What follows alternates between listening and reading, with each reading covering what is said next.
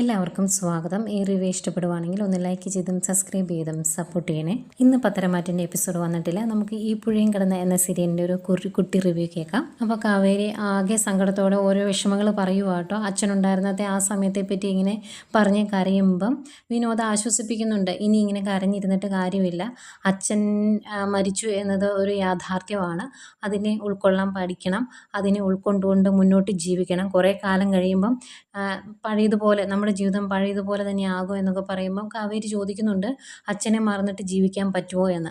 അന്നേരം വിനോദ് പറയുന്നുണ്ട്, അച്ഛനെ മറന്ന് ജീവിക്കണമെന്നല്ല പറഞ്ഞത്, അച്ഛനെ മനസ്സിൽ വെച്ചുകൊണ്ട് അച്ഛൻ്റെ ആഗ്രഹങ്ങൾ നിറവേറ്റാൻ വേണ്ടി ജീവിക്കണം, അച്ഛന് വേണ്ടി ജീവിക്കണം എന്നാണ് പറഞ്ഞത് എന്നൊക്കെ പറഞ്ഞ് കുറേ കാര്യങ്ങളൊക്കെ പറഞ്ഞ് ആശ്വസിപ്പിക്കും. എന്നിട്ട് പറയും, അകത്ത് പോയി കിടക്ക്, ഇവിടെ നിന്ന് ഇനി മഞ്ഞുകൊണ്ട് വേറെ അസുഖമൊന്നും പിടിപ്പിക്കേണ്ട എന്ന് പറഞ്ഞ് അകത്തേക്ക് പറഞ്ഞു വിടുവാണ് കാവേരി. വിനോദിനും ആകെ വിഷമവും സങ്കടമൊക്കെ വരുന്നുണ്ട്. പിന്നെ കാണിക്കുന്നത് നേരം വെളുത്തു, നിളയും യമുനയും കിടന്ന് ഉറങ്ങുമായിരുന്നു. അപ്പം ഈ ഉറക്കത്തിൽ നിന്ന് എഴുന്നേറ്റ് യമുന ഇങ്ങനെ എഴുന്നേറ്റിരുന്നിട്ട് ഇങ്ങനെ ചുറ്റും നോക്കുമ്പം കാണുന്നത് അവരുടെ ഒരു കുടുംബ ഫോട്ടോ അവിടെ ഇരിക്കുന്നതാണ്. അച്ഛനും മക്കളും അമ്മയും കൂടെ സന്തോഷത്തോടെ ഇരിക്കുന്ന ഒരു കുടുംബ ഫോട്ടോ. അത് കാണുമ്പോൾ ആകെ സങ്കടമാവും, വിഷമം വന്നിങ്ങനെ വിങ്ങിപ്പൊട്ടി ഇരിക്കുമ്പോഴാണ് അങ്ങോട്ടേക്ക് ഗംഗ വരുന്നത്. എന്നിട്ട് എന്താ ഈ ആലോചിച്ച് കൂട്ടുന്നതെന്ന് ചോദിക്കുമ്പം, അച്ഛൻ ഇല്ലാത്തത് എനിക്കങ്ങ് ചിന്തിക്കാൻ പറ്റുന്നില്ല, അച്ഛൻ്റെ മണവും അച്ഛൻ്റെ മുഖമാണ് എങ്ങോട്ട് തിരിഞ്ഞാലും എനിക്ക് സഹിക്കാൻ പറ്റുന്നില്ല എന്ന് യമുന പറയുമ്പം ഗംഗ പറയുന്നുണ്ട്, ഞാൻ ഇന്നലെ ഒരു ദുസ്വപ്നം കണ്ടിട്ട് ഒരുപാട് സന്തോഷിച്ചു എന്ന്. കാരണം ഗംഗ കണ്ട സ്വപ്നത്തിൽ അച്ഛൻ മരിച്ചുപോയി എന്നതായിരുന്നു. ആ നടന്ന സംഭവങ്ങളെല്ലാം മനസ്സിൽ കൂടെ പോയി അങ്ങനെ ഒരു സ്വപ്നം കണ്ട് ചാടി എഴുന്നേൽക്കുമ്പോൾ അത് സ്വപ്നമാണല്ലോ എന്നോർത്ത് സന്തോഷിച്ചു. പക്ഷേ അതും തൻ്റെ ജീവിതത്തിൽ നടന്നൊരു യാഥാർത്ഥ്യം തന്നെയാണ് എന്ന് ആ തിരിച്ചറിവിലേക്ക് വന്നപ്പോൾ പിന്നെയും വിഷമമായി. അങ്ങനെ കുറേ സങ്കടങ്ങളൊക്കെ പറഞ്ഞ് ആകെ വിഷമിച്ചിരിക്കുവാണ് രണ്ടുപേരും. അന്നേരമാണ് നിളമോള് കിടന്ന് ഉറങ്ങുന്നുണ്ടല്ലോ. അപ്പോൾ നിളയുടെ നെറ്റിയെ തൊട്ട് നോക്കുകയാണ് യമുന. അപ്പം നല്ല പനിയുണ്ട്.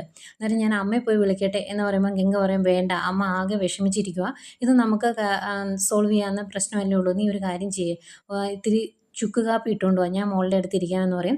അങ്ങനെ ചുക്ക് കാപ്പി ഇടാനായിട്ട് യമുന അങ്ങ് എഴുന്നേറ്റ് പോവുക. ഈ സമയം സുജാത മുറ്റമൊക്കെ തൂത്തുകൊണ്ട് നിൽക്കുന്നുണ്ടായിരുന്നു. അന്നേരമാണ് ഋഷിയുടെ അച്ഛൻ അങ്ങോട്ട് വന്നെ. അങ്ങേരെ കാണുന്നതേ ഇഷ്ടപ്പെടുന്നില്ല കേട്ടോ സുജാതയ്ക്ക്. മൈൻഡ് ചെയ്യാതെ മുറ്റം അടിച്ചുകൊണ്ടിരിക്കുന്നു. അങ്ങേരെ കയറി വന്നിട്ട് ഒന്ന് ചുമച്ചൊക്കെ ഒന്ന് കേൾപ്പിക്കും സുജാതയെ ഒന്ന് തിരിഞ്ഞ് നോക്കാൻ വേണ്ടി. അന്നേരം ആ ചൂലും പിടിച്ചുകൊണ്ട് തന്നെ ഭയങ്കര ഗൗരവത്തിൽ തിരിഞ്ഞ് നോക്കുവാണ്. അന്നേരം അകത്ത് വേറെ ആൾക്കാരുണ്ടോ എന്നിങ്ങനെ ചോദിക്കുമ്പോൾ, പോയി നോക്ക് എന്ന് പറഞ്ഞിട്ട് അവർ മൈൻഡ് ചെയ്യാതെ വീണ്ടും മുറ്റം അടിക്കാൻ തുടങ്ങുന്നു. അങ്ങേരെ അങ്ങ് പോയി കഴിയുമ്പോഴേക്കും ഫൂ എന്ന് പറഞ്ഞ ഒരൊറ്റ തുപ്പുന്നുണ്ട്. അതങ്ങേരെ ഭയങ്കര ഇൻസൾട്ട് ചെയ്തതായിട്ട് അദ്ദേഹത്തിന് തോന്നി. അകത്തേക്ക് കയറി ചെല്ലുവാണ്. ഋഷിയുടെ അച്ഛൻ അകത്തേക്ക് ചെല്ലുമ്പം വിനോദ് അവിടുത്തെ സോഫയെല്ലാം നേരാവണ്ണം പിടിച്ചിട്ടുകൊണ്ടിരിക്കുകയാണ്. ഹാളിൽ നിന്നെല്ലാം എടുത്ത് മാറ്റിയായിരുന്നല്ലോ, അതൊക്കെ അറേഞ്ച് ചെയ്തിട്ടുകൊണ്ടിരിക്കുമ്പോഴാണ് കയറി വരുന്നത്. അന്നത്തേക്കും വാ അങ്കിളെ ഇരിക്കുക എന്ന് പറയുന്നു. അന്നേരം ബാക്കിയുള്ളവരെന്തെന്ന് ചോദിക്കുമ്പോൾ ഞാനിപ്പോൾ വിളിക്കാം എന്ന് പറയുന്നുണ്ട്. അവിടെ അച്ഛൻ വന്നിട്ടുണ്ടായിരുന്നു. അന്നേരം വാ ഇരിക്കും മോനെ എന്ന് പറഞ്ഞ് അവരവിടെ ഇരിക്കുവാണ്. എന്നിട്ട് നേരെ ശാരദയുടെ റൂമിലേക്ക് ചെല്ലുന്നു. അന്നേരം ശാരദ ഭക്ഷണമൊന്നും കഴിക്കാതെ ഇരിക്കുന്നതുകൊണ്ട്, അമ്മ ഇങ്ങനെ ഇരുന്നാൽ എങ്ങനെ ശരിയാകുന്നത്, ഒന്ന് എഴുന്നേറ്റ് വന്നേ എന്നൊക്കെ പറഞ്ഞ് കാവേരി ഇങ്ങനെ നിർബന്ധിച്ചുകൊണ്ടിരിക്കുമ്പോഴാണ് അങ്ങോട്ട് വിനോദ് ചെല്ലുന്നത്. എന്നിട്ട് ഋഷിയുടെ അച്ഛൻ വന്നിട്ടുണ്ട്, അങ്ങോട്ട് ചെല്ല് എന്നിങ്ങനെ പറയുന്നു. അമ്മയും കൂട്ടിക്കൊണ്ട് വരാൻ പറയുവാണ്. അത് കഴിഞ്ഞ് നേരെ ഗംഗയുടെ അടുത്തോട്ട് ചെല്ലുന്നു. എന്നിട്ട് ഗംഗയോട് പറയുന്നുണ്ട്, ഋഷിയുടെ അച്ഛൻ വന്നിട്ടുണ്ട്, ഒരു ചായ എടുക്കുക എന്ന്. അന്നേരം ഗംഗ പറയും, നീളമോൾക്ക് പനി ആയതുകൊണ്ട് ഒരു ചുക്ക് കാപ്പി ഇടാൻ വേണ്ടി മാത്രമേ ഇവിടെ അടുപ്പ് ഇതുവരെ കത്തിച്ചോളൂ എന്ന് പറയുമ്പോൾ, അതിന് കത്തിച്ചല്ലോ, അങ്ങനെ തന്നെ അങ്ങ് കരുതിയാൽ മതി, ഇതിപ്പം അച്ഛൻ്റെ ആഗ്രഹങ്ങളൊക്കെ നടക്കണ്ടേ, അതിനു വേണ്ടിയാണ്, ഒരു ചായ ഇട്ടുകൊണ്ട് അങ്ങോട്ട് പോവാ എന്ന് പറഞ്ഞിട്ട് വിനീത് ഫ്രണ്ടിലോട്ട് ചെല്ലുവാണ്. ഈ സമയം അവിടെ നിന്ന് അച്ഛമ്മ എല്ലാ കാര്യങ്ങളും അങ്ങോട്ട് സംസാരിക്കുന്നുണ്ട്. ശരിക്കും ഈ വിവാഹത്തിന് ഇവിടെയുള്ള ആർക്കും വലിയ താല്പര്യമൊന്നുമില്ലായിരുന്നു. ഇവിടെ ഇപ്പോൾ കണ്ടില്ലായിരുന്നു വിനീത്, അവനുമായിട്ടുള്ള വിവാഹത്തിനായിരുന്നു എല്ലാവർക്കും താല്പര്യം. പക്ഷേ വിവാഹ സമയം എത്തിയപ്പം അവർ പുളുങ്കൊമ്പ് തേടിപ്പോയി. 5 ലക്ഷം രൂപ മാസവരുമാനമുള്ള ചെറുക്കൻ എന്ന് പറയുമ്പം ആ രീതിയിലുള്ള സ്ത്രീധനം കൊടുക്കണ്ടേ, അതിനുവേണ്ടി അവൻ ഓടി നടക്കുമായിരുന്നു. ഈ ഒരു വിവാഹം മാത്രം പോരല്ലോ, ഇതിന് താഴെ പിന്നെയും നിൽക്കുവാണ് 3 പെൺകുട്ടികൾ. എല്ലാം കൂടെ ആലോചിച്ചിട്ട് അവൻ്റെ നെഞ്ച് മുറുകി പിടിച്ചു കാണും, അതാണ് ഇങ്ങനെയൊക്കെ സംഭവിച്ചത്. അല്ലെങ്കിൽ ഗൾഫിൽ തീപ്പൊരി വെയിലത്ത് കിടന്ന് ജോലി എടുക്കുന്ന അവൻ ഇങ്ങനെയൊന്നും സംഭവിക്കേണ്ടതല്ലായിരുന്നു എന്നൊക്കെ പറഞ്ഞ് അച്ഛമ്മ എല്ലാ കാര്യങ്ങളും അങ്ങ് പറയുവാണേ. അത് കേൾക്കുമ്പോൾ ഋഷിയുടെ അച്ഛൻ്റെ മുഖം അങ്ങ് മങ്ങുന്നുണ്ട്. ഏതായാലും എല്ലാവരും ഇറങ്ങി വന്ന് കഴിയുമ്പോഴത്തേക്കും അവരോടും സംസാരിക്കുന്നുണ്ട് ഋഷിയുടെ അച്ഛൻ പറയുന്നു, അവന് കുറച്ച് നാളും മാത്രമേ ഇനി ലീവുള്ളൂ, അപ്പം അവൻ പോകുന്നതിന് മുമ്പ് അവൻ്റെ വിവാഹം നടത്തണം എന്നുള്ളത് ഞങ്ങളുടെ ആഗ്രഹം ആഗ്രഹമായിരുന്നു എന്നൊക്കെ അങ്ങ് പറഞ്ഞ് വരുമ്പോഴേക്കും സുജാത കയറി വരും. എന്നിട്ട് സുജാത പറയുവാണ്, ആ പെൺകൊച്ചിൻ്റെ അച്ഛൻ മരിച്ച് ആ ചിത ഉണങ്ങിയില്ല, അതിനു മുമ്പ് അയാൾ കല്യാണാലോചനയായിട്ട് വന്നേക്കുന്നു. ഇതൊക്കെ എൻ്റെ വീട്ടിലായിരുന്നെങ്കിൽ ഞാൻ ഇപ്പം തന്നെ ചൂലെടുത്ത് അടിച്ചിറക്കിയേനെ എന്നൊക്കെ പറയുമ്പം അങ്ങേര് പറയുന്നുണ്ട്, ഞാൻ പറയുന്നത് ഒന്ന് പറഞ്ഞു തീർക്കട്ടെ, ഞാൻ എൻ്റെ മകൻ്റെ കാര്യം പറയാനാണ് വന്നത്. ഞാൻ അരവിന്ദിന് ഒരു വാക്ക് കൊടുത്തിരുന്നു വിവാഹം നടത്താമെന്ന്. പക്ഷേ ആ വാക്ക് ഞാനിപ്പം തിരിച്ചെടുക്കുവാണ്. അത് പറയാൻ വേണ്ടിയാണ് ഞാൻ ഇങ്ങോട്ട് വന്നത് എന്ന് പറയുവാണേ. അദ്ദേഹം ഇത് കേട്ടുകൊണ്ട് അങ്ങോട്ട് ഗംഗ വരുന്നുണ്ട്. ഗംഗയുടെ കയ്യിൽ ചായക്കപ്പ് താഴെ വീണ് പൊട്ടുവാണ്. ഈ കാര്യം കേൾക്കുമ്പോൾ ആകെ വിഷമമാവുന്നുണ്ട്. എന്നിട്ട് ഋഷിയുടെ അച്ഛൻ പറയുന്നുണ്ട്, ഇവിടെ ആർക്കും ഇഷ്ടമല്ല ഈ വിവാഹം എന്നും ഞാൻ അറിഞ്ഞു. അതുകൊണ്ട് ഏതായാലും ആ വിവാഹത്തിൽ നിന്ന് ഞങ്ങൾ പിന്മാറി. ഇവിടെ വന്ന് അറിയിക്കേണ്ട ഒരു ചുമതല ഞങ്ങൾക്കുണ്ടല്ലോ, അതുകൊണ്ട് വന്നെന്ന് മാത്രമേ ഉള്ളൂ. വന്നപ്പോൾ കാര്യങ്ങളൊക്കെ കുറച്ചുകൂടി നന്നായിട്ട് മനസ്സിലായി എന്ന് പറഞ്ഞിട്ട് അവിടെ നിന്ന് ഇറങ്ങി പോവാട്ടോ. ഋഷിയുടെ അച്ഛൻ ആകെ വിഷമമാവുന്നുണ്ട് എല്ലാവർക്കും. എന്തായാലും പുറകെ ചെല്ലുന്നുണ്ട് വിനീതും. എന്നിട്ട് വിനീത് പറയും, ആങ്ങളെ അങ്ങനെയൊന്നും ചെയ്യില്ല, അങ്കിള് പറഞ്ഞല്ലോ അരവിന്ദ മാമന് വാക്ക് കൊടുത്തു എന്ന്. അങ്ങനെ ഒരു വാക്ക് കൊടുത്തിട്ടുണ്ടെങ്കിൽ അത് നിറവേറ്റി കൊടുക്കുമ്പോഴല്ലേ ആ ആത്മാവിന് കുറച്ചൊരു സന്തോഷമാകുന്നത് എന്നൊക്കെ ചോദിക്കുമ്പോൾ ഋഷിയുടെ അച്ഛൻ പറയുന്നുണ്ട്, അത് തന്നെയായിരുന്നു എൻ്റെ ഉദ്ദേശം.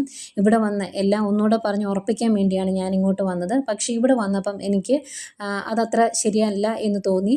ഞങ്ങളന്ന് അരവിന്ദൻ മരിച്ച ദിവസം ഇവിടെ വന്നപ്പം വിനീതിൻ്റെ അമ്മ കുറേ കാര്യങ്ങൾ കുത്തി കുത്തി പറഞ്ഞു. അത് ഞാൻ വലിയ കാര്യമാക്കി എടുത്തില്ല. പക്ഷേ എൻ്റെ ഭാര്യ കൂടെ ഉണ്ടായിരുന്നു, അവൾക്കത് തീരെ അങ്ങ് ഇഷ്ടപ്പെട്ടിട്ടില്ലായിരുന്നു. അന്ന് ഞങ്ങൾക്ക് കഥകളൊന്നും അറിയില്ലായിരുന്നു. ഇപ്പം അത്യാവശ്യം കഥകളൊക്കെ അറിയാം. വിനീതിൻ്റെ അമ്മയല്ലേ ദേ നിൽക്കുന്നത്, ആ അമ്മ പല കാര്യങ്ങളും പറഞ്ഞത് എനിക്കറിയാമെന്ന് പറയുന്നു. പിന്നെ ഇവിടെ ആർക്കും ഈ വിവാഹത്തിന് താല്പര്യമില്ലല്ലോ എന്ന് പറയുമ്പോൾ അങ്ങനെയൊന്നും ഇല്ല അങ്കിളെ എന്ന് വിനീത് പറയും. അന്നേരം അങ്ങനെ ഇല്ല എന്ന് പറഞ്ഞാൽ ശരിയാകിയല്ലോ, അതേ നോക്കാം അങ്ങോട്ട് എന്ന് പറയും. അന്നേരം കാണുന്നത് സുജാത ഇവരുടെ മറ്റേ ഋഷിയും ഗംഗയും കൂടെ നിൽക്കുന്ന ഫ്ലക്സ് എടുത്ത് കത്തിച്ച് കളയുന്നതാണ് കാണുന്നത്. അന്നേരം ഇതുകൊണ്ട് ഒക്കെ തന്നെയാണ് പറഞ്ഞത്, ഇനി ഈ വിവാഹം നടന്നാൽ ശരിയാകിയല്ല, ഏതായാലും ഞങ്ങളിത് വേണ്ടാന്ന് വെച്ചു. ഇനിയിപ്പോൾ ഗംഗ അങ്ങോട്ട് കല്യാണം കഴിഞ്ഞ് വന്നാലും ശരിയാവുകയില്ല എന്ന് തന്നെ പറഞ്ഞിട്ട് അങ്ങേരെ അങ്ങ് പോവാട്ടോ. പോയി കഴിയുമ്പോഴേക്കും ആകെ വിഷമിച്ച് കയറി വരുവാണ് വിനീത്. അന്നേരം ഈ ഫ്ലക്സ് കത്തിക്കുന്നത് കാവേരിയും അതുപോലെ ഗംഗ എല്ലാവരും കണ്ടു. അന്നേരം സുജാത തിരിച്ച് കയറി വന്നു കഴിയുമ്പോൾ ദേഷ്യത്തോടെ കാവേരി ചോദിക്കുന്നുണ്ട്, അമ്മായി എന്താ ചെറുക്കൻ്റെ അച്ഛനോട് പറഞ്ഞത് എന്ന്. അന്നേരം എന്താ പറഞ്ഞത്, ഒരു അന്തസ്സുള്ള കുടുംബത്തിൽ വന്ന് കയറുന്ന ഒരാളോട് എങ്ങനെയാണ് സംസാരിക്കുന്നത് അത്രയും ഞാൻ പറഞ്ഞോളൂ, അതിൽ കൂടുതലൊന്നും ഞാൻ പറഞ്ഞില്ല എന്ന് പറയുമ്പം കാവേരി പറയും, അങ്ങനെയൊക്കെ പറയണം എന്നുണ്ടെങ്കിൽ അത് അമ്മായിയുടെ വീട്ടിൽ പോയി ചെയ്തോണം, ഇവിടെ ചെയ്യാൻ ഞാൻ സമ്മതിക്കത്തില്ല. ചെറുക്കൻ്റെ വീട്ടിൽ നിന്ന് ചെറുക്കൻ്റെ അച്ഛൻ വന്നപ്പം ചൂലെടുത്ത് അടിച്ചിറക്കും എന്ന് പറയുന്നതാണോ മര്യാദ, അതിവിടെ നടക്കുകയില്ല എന്ന് പറയുവാണ്. എന്നിട്ട് അതിൻ്റെ കൂടെ പറയുന്നുണ്ട്, എൻ്റെ അച്ഛനെ മരിച്ചിട്ടുള്ളൂ, അച്ഛൻ്റെ ആഗ്രഹങ്ങൾ നടപ്പിലാക്കാൻ ഞങ്ങളിവിടെയുണ്ട്, അതുകൊണ്ട് കൂടുതൽ കാര്യങ്ങളിൽ അമ്മായി ഇടപെടണ്ട എന്ന് പറയുന്നു. അന്നത്തേക്ക് അവരങ്ങ് ചെതറുവാണ്, ദേഷ്യം വരുന്നുണ്ട്. എടി നീയും നിൻ്റെ അച്ഛനും എന്തൊക്കെയാണ് ആഗ്രഹിച്ചത് എന്നൊക്കെ എനിക്ക് നന്നായിട്ട് അറിയാം, അതൊന്നും എന്നെ പറഞ്ഞ് പഠിപ്പിക്കേണ്ട എന്ന് പറയാം.